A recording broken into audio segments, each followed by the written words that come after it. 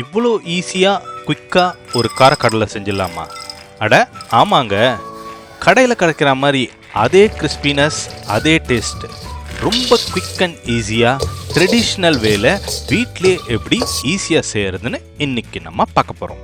வணக்கம், welcome to Sam's kitchens. இது உங்கள் சாம்ஸ். இன்னைக்கு நம்ம பார்க்க போகிற டிஷ் காரக்கடலை, ஒரு ஸ்பைசி பீனட் ரெசிபி. வாங்க ரெசிபிக்குள்ளே போகலாம்.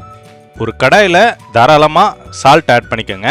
இப்போது இந்த வேர்க்கடலையை நம்ம இதில் தான் வறுத்து எடுக்க போகிறோம். பச்சை வேர்க்கடலையை இதில் போட்டுக்கோங்க.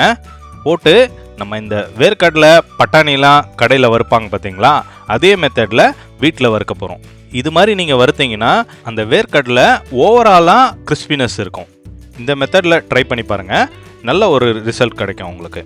இப்போ பார்த்தீங்கன்னா அந்த வேர்க்கடலை நல்லா வறுப்பட்டு புடப்படான்னு சவுண்டு வரும். அந்த டைமில் எடுத்து அதை இப்படி நசுக்கி பார்த்தீங்கன்னா அந்த தோல் நல்லா ஃப்ரீயாக உரியும். இதுதான் பக்குவம். இப்போ வேர்க்கடலையை ஒரு பவுலுக்கு ட்ரான்ஸ்ஃபர் பண்ணிடுங்க. இந்த மாதிரி ஒரு கரண்டி யூஸ் பண்ணுங்கள். அப்போ தான் அந்த உப்பு நல்லா ஜலிச்சு கீழே போயிடும். வேர்க்கடலை மட்டும் கரண்டியில் தங்கும். அதை ஒரு பவுலுக்கு ட்ரான்ஸ்ஃபர் பண்ணிடலாம். ஃபைனலாக ஒரு செக் பண்ணிக்கலாம் எதனா வேர்க்கடலை இருக்கான்னு. எல்லா வேர்க்கடலையும் எடுத்தாச்சு, அவ்வளோதான். இப்போ நெக்ஸ்ட் ஸ்டேஜுக்கு போயிடலாம். கடாயை நல்லா வாஷ் பண்ணி திருப்பி ஹீட் பண்ணுங்கள். இப்போ கொஞ்சமாக எண்ணெய் விட்டுக்குங்க. கொஞ்சமாக கருவேப்பிலை, இடித்த பூண்டு இதை போட்டு லைட்டாக வதக்கிக்குங்க, கருக விடக்கூடாது. இப்போ கொஞ்சமாக மிளகாய்த்தூள், கொஞ்சமாக பெருங்காயத்தூள், இது ரெண்டுத்தையும் போட்டு டக்குன்னு குயிக்காக அதை கிளறி விட்டுருங்க. ரொம்ப எண்ணெய் சூடாச்சுன்னா இதெல்லாம் சீக்கிரமாக கருகிடும்.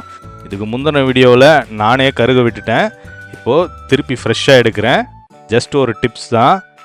இப்போ வேர்க்கடலையை, வறுத்த வேர்க்கடலையை இதில் போட்டு டக்குன்னு இதை கிளறி விட்டிங்கன்னா இப்போ பாருங்கள் என்ன கலரில் இருக்குது.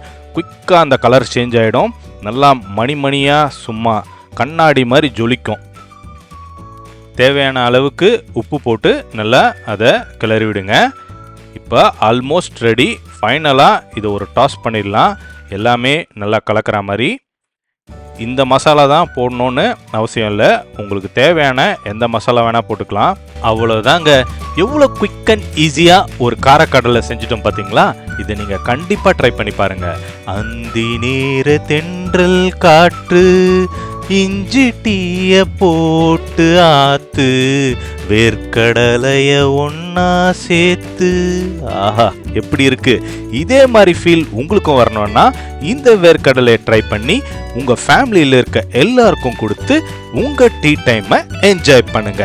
இதை நீங்களும் ட்ரை பண்ணுங்க, சப்ஸ்கிரைப் பண்ணுங்க, கமெண்ட்ஸ் பண்ணுங்க. See you next delicious dish. நன்றி, வணக்கம்.